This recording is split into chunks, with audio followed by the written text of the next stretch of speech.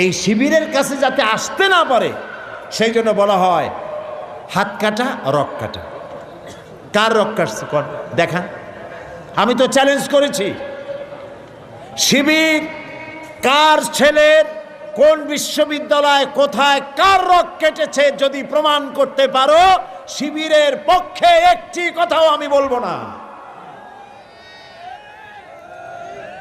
কাজী বাজে কথা বলে কোনো লাভ নাই।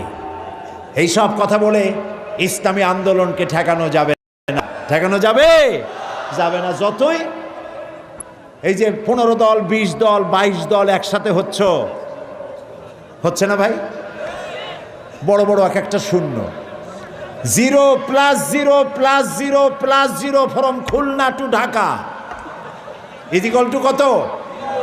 একটা বিগ জিরো।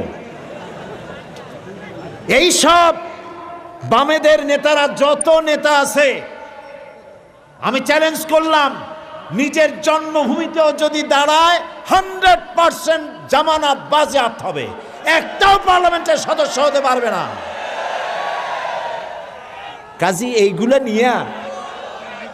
নিয়ে দল করিয়া, বড় বড় দল দেখাইয়া ইসলামের বিরুদ্ধে কথা বলিয়া কোনো পার পাওয়া যাবে না ইনশাআল্লাহ। বলেন ইনশাআল্লাহ।